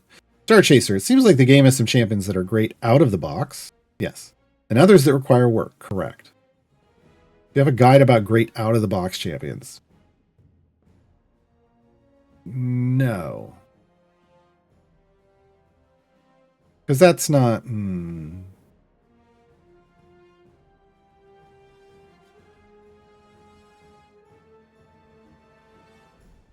I think there's... No. And I wouldn't make one. Yeah. I think there's potentially too many. And I don't think it matters enough. Because really, some of the most impactful champions in this game are the most complex ones. And when it comes to just, playing the game in general, it tends to be better to learn how to manage those things and learn and to understand how champions work. So that you can build good formations than to just ignore all that and just do, here's the most generic champions. Because that's what we're talking about. Most of the out of the box champions are your core champions. Your core champions are all pretty out of the box. Because they had to be. Because back when this game came out, back in my day, you only had the 12 starting champions. And Hitch. That was it. And the most complex it got was like building around Archon. If you were going to usurp with Archon. But there were but of all the other champions, just kind of put them in, and as long as you were putting them in the right place, it wasn't like you had to worry about how many stacks of this do I have? How do I optimize these stacks? How do I, do I need to kill from? None of that mattered, and it kind of still doesn't to this day. I think actually I will say the other complex one at the time was Ashara. Ashara was kind of semi-complex. She was easier back then. You only needed 3 matching bonds. And she has decent base damage, so you don't even have to match the bonds when you're brand new. That's just how you scale. She just kind of scaled better as you went further because she had complexity, right? So I don't know. Like, there are what I call kind of easy mode build arounds. Like, I think Krond is pretty easy mode. He just wants champions that are either strong or evil. And as long as you build around it, you can use anybody. He doesn't care after that. Are they strong? Are they bad? Okay. Like, I gave him kind of a dullard voice. He's actually real intelligent. He's big brain. It's big brain Krond. But he's just real simple to build around. There isn't a whole lot of complexity, right? Things that get more complex are like, I don't like Artemis formations, but Artemis formation is a more complex formation to really build around and optimize. Trying to use will and max his folk hero stacks. Really complex, really hard to optimize. Especially if you're also trying to max out like Ceramorphosis stacks, like get as many as you can. That kind of stuff, like the Ceramorphosis building around for Absolute Adversaries and Will's folk hero. Those are some pretty advanced mechanics in terms of building around. If you're trying to figure it out yourself and you're not just copy pasting some formation somebody built for you, right? But then there's, some straightforward ones. Like, honestly, Karlach's pretty straightforward. You throw her in, you pick Berserker, and you let her hit stuff. It's better if she hits stuff faster. But that's it, right? And if you could do this formation and have her be in the front line, she could potentially do more damage. Things would take more damage when they hit her, but she falls over pretty quick. This is why I'm upset that her Ceramorphosis doesn't give her health. She actually falls over pretty quick. I don't find her to be she might be an okay early game tank. Maybe even in the mid game, but she is not great late game and beyond as a tank. She just doesn't have any survivability. Even if you put her in the spec where she's self-healing, it doesn't give her enough survivability. I was hoping it was going to be a lot like Briv, and it just isn't. I'm not sure why. Maybe it's Briv has a bit of damage reduction and she doesn't have any, maybe? I'm not sure. But it's not as great as I hoped. And you're giving up a lot of power off either her support buff or her self-damage buffs just to make her survivable. It's just not a great trade-off. Yeah. So, I mean, yeah, there's some that are plug and play. Like, Duke Ravengard's pretty plug and play. Like, what do you need to know about Duke Ravengard? He only buffs melee champions. Okay. That's really it. Like, and then he's going to do his thing. He can throw him in anywhere. He doesn't even care about being adjacent to somebody. Now he's got more stuff that he does, but it's just for melee champions. So as long as you're meeting that requirement, you're going to reap the other benefits. Reap the rewards automatically. But the whole kind of point of the game is to try to, like, when they're creating champions, they're creating everything from very straightforward ones to really complex ones. Hopefully, this isn't always delivered on. But the hope is that the really complex champions are the ones that end up with the most potential. Unfortunately, that's not always how it's worked out. Sometimes you put a lot of effort into building around somebody, and it just doesn't pay off. There just isn't. There isn't enough reward for what you're doing, and that's unfortunate. But that's game balance, right? No game is ever perfectly balanced. No video game, at least, like this. Dark Lich. I've just unlocked Zariel. Cool. Can reliably reach 900 without formation restrictions. Okay, cool. How would you recommend I approach breaking into Fortune's Wheel campaign? Not.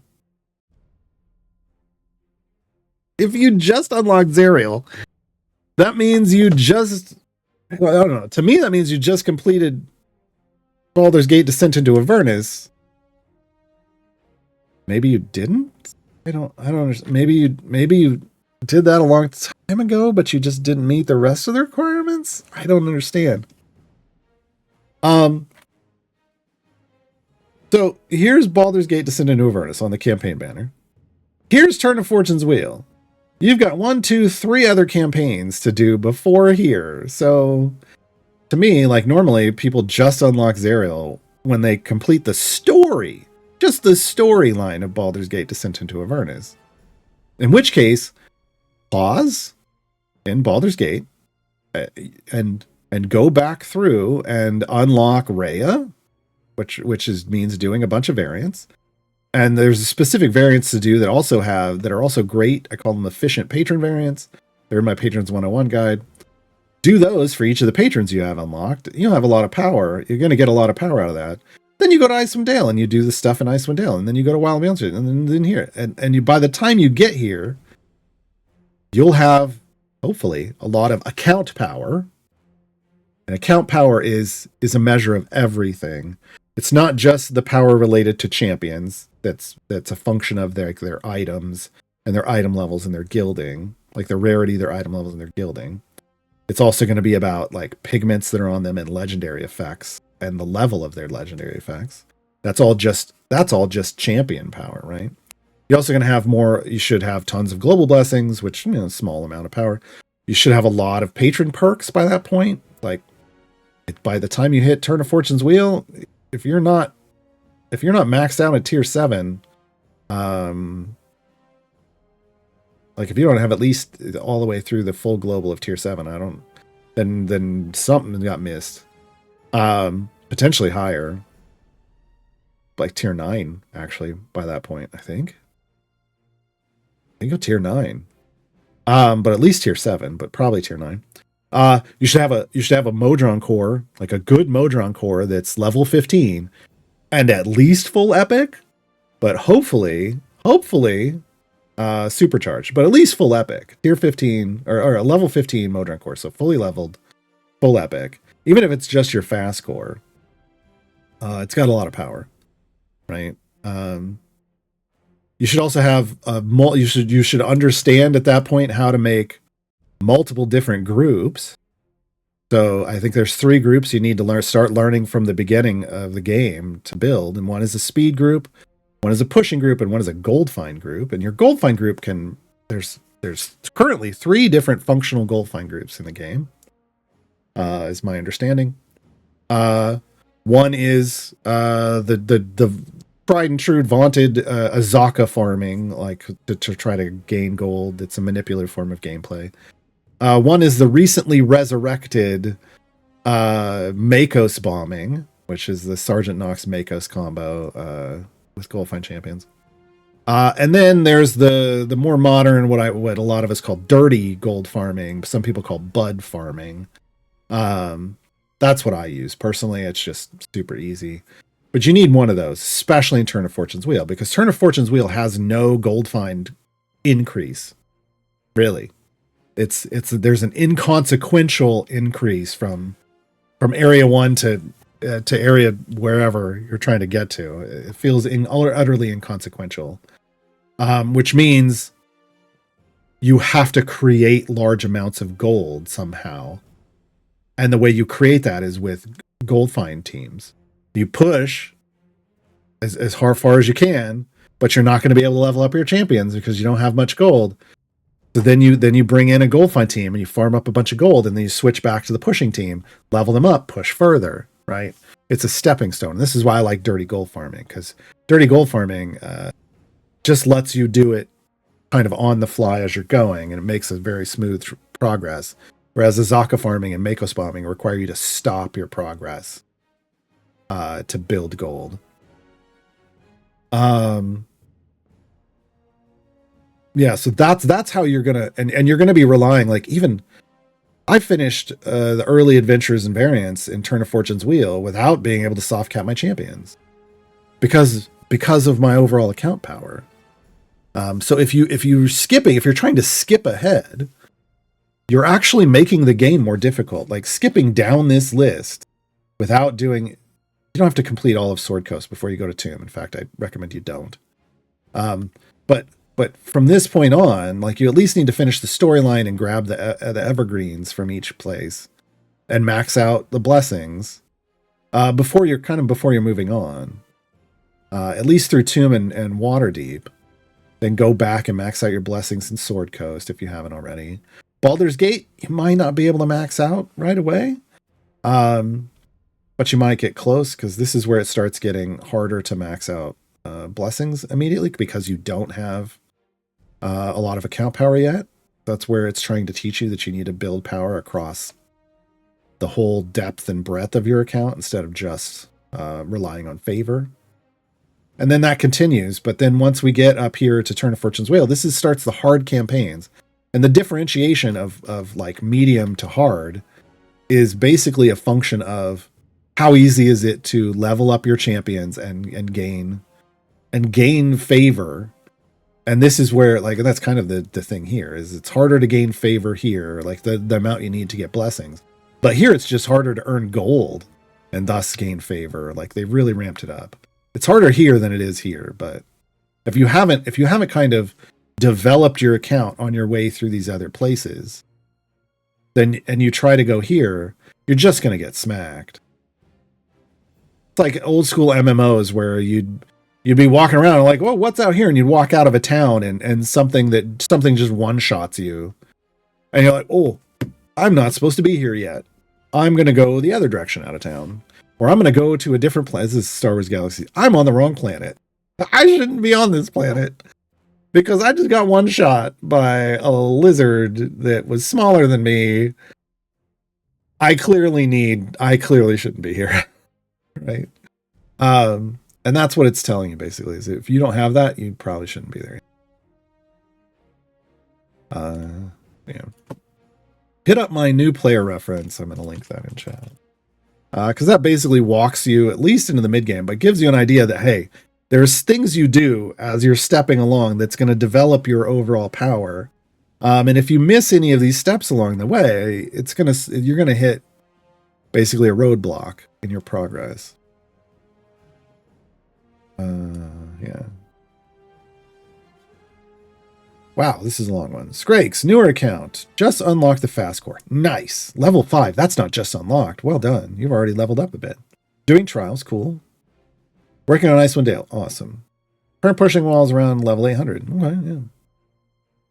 Account power. Well, this isn't account power. Average item levels is about 150 for all unlocked champions. Wow, you've been leveling everybody up equally. That's kudos. Not everybody does that. 300-ish for the pushing formation. Solid. Yeah. Gem farm is around 50,000 per day without potions. Okay. Not a whole lot. That could probably get improved.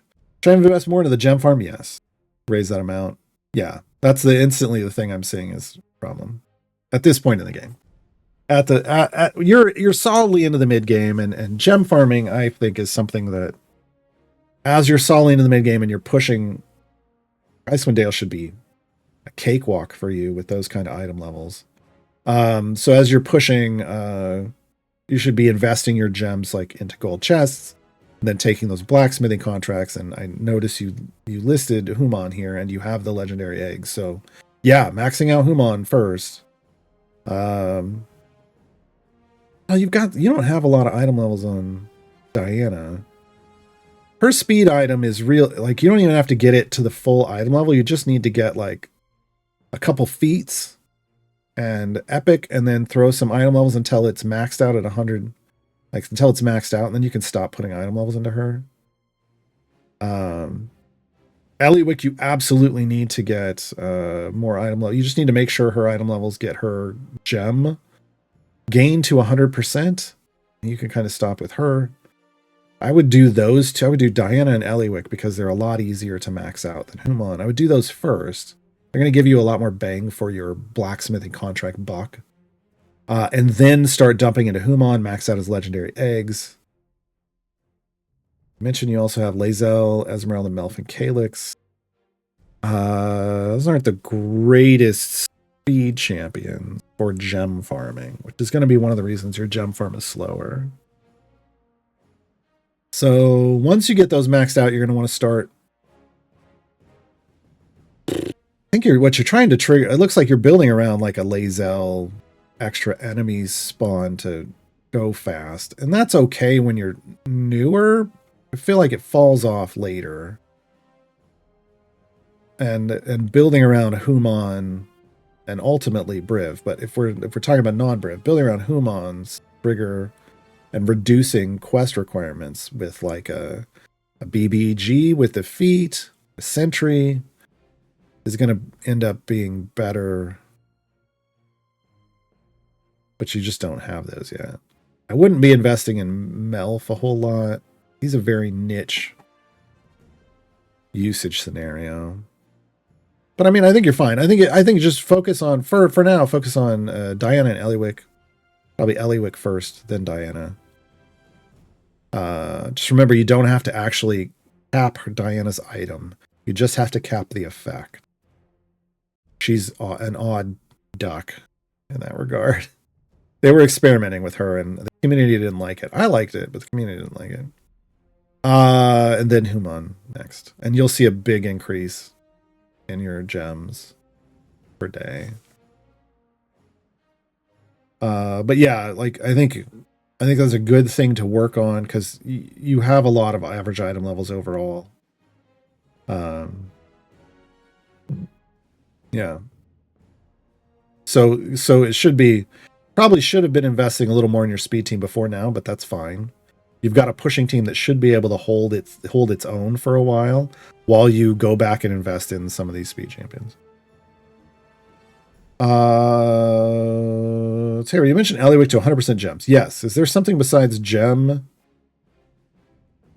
and Asteria's love feats that I'm missing there? Okay, Eliwick. So you want all that sparkles, right? To give you a better chance of pulling gems.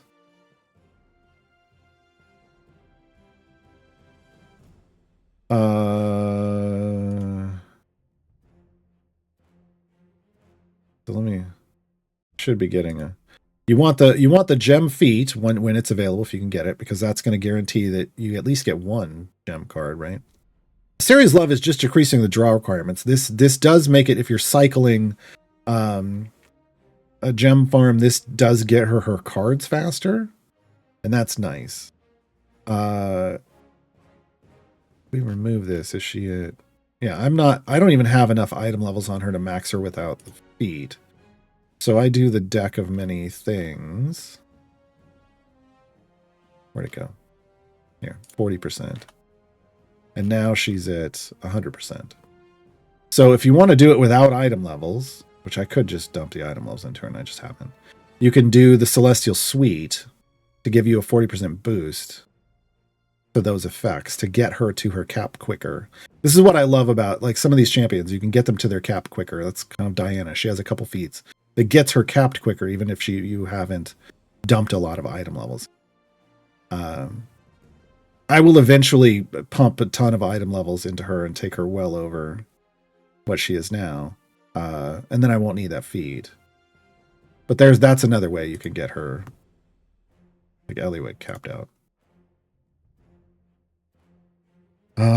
Basically anything that's going to boost, like those boosts to the deck of many things are boosting all the effects from the deck of many things, and that's where her gem effect is. Hey, we made it, folks. Did a longer Q&A. I like that. I like it when it's the other way around every now and then. Instead of me like worrying that I've talked for like an hour and a half and then we have like 30 minutes of Q&A. I liked about 40 minutes of talking and a bunch of Q&A. This is the last stream of the week on the CNA Games channel. Sean gets to enjoy the rest of his weekend. Sean. Gaarawarr's guides for guide to the blah blah blah. Love you, Sean. Thank you to all of you for asking questions. Thank you to Sean for grabbing all the questions. Sean's like, oh, I need to start my weekend already. The streams on this channel will be back on Tuesday. They generally return on Tuesdays. However, I stream on my channel. I'm going to put my name into chat. You can click, there it is. Click on my name and toss me a follow. I stream Monday through Friday. Mondays and Wednesdays are a show called Idle Chatter, where it's all about idle champions. Idle chatter about idle champions. Sometimes we have topics. Sometimes it's just generic.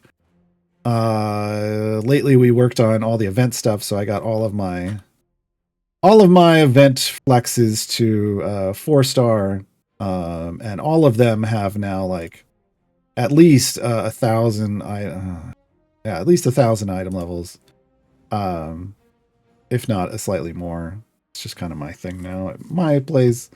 I think Monday I was gonna build a formation to race through what I have left of Calyx's achievement. I think I'm half done on their achievement without even trying.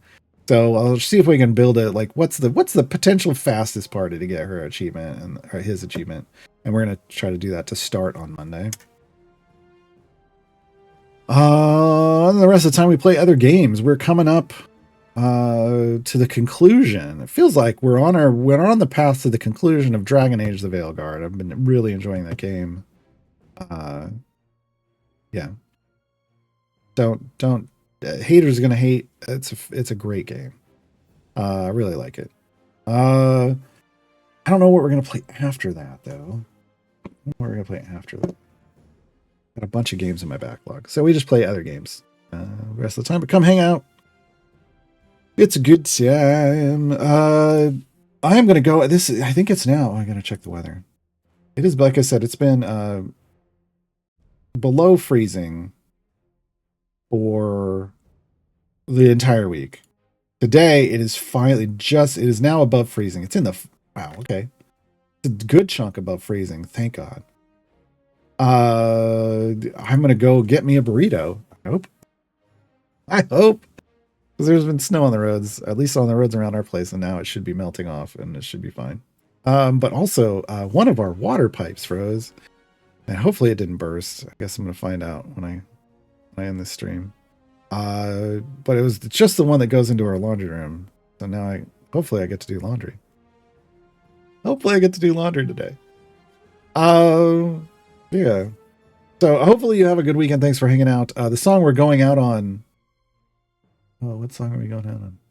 We did Spurts. Oh no.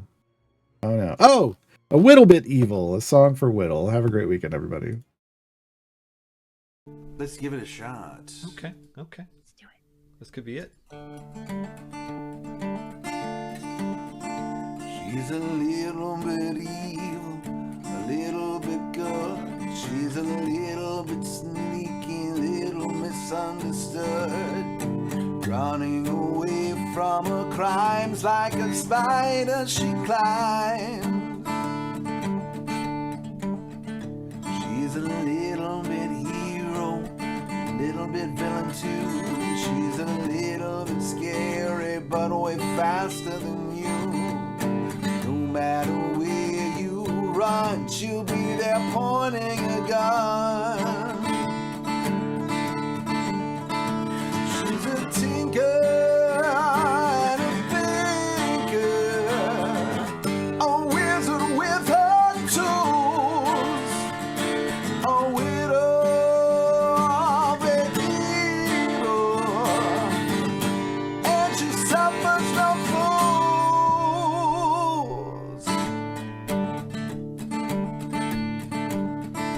She's a little bit devil, dread domains woe, very quick on her feet while misleading her foes. But after a vampire's attack, her heart was turned blind. She stepped out of time and stole the devil's rod. Then she dropped her to rest on top of a god. She saved a friend with a pack. Now there's no turning back. She's a tinker and a thinker, a wizard with her tools, a widow of the evil, and she suffers no fools. She's a hound in the night.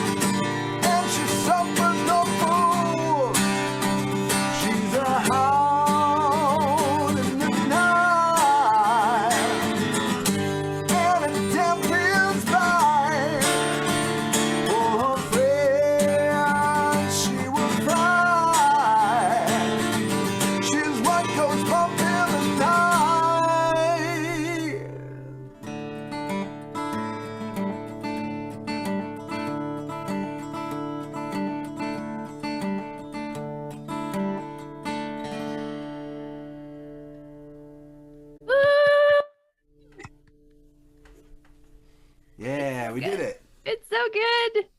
I'm so happy with it. It feels good.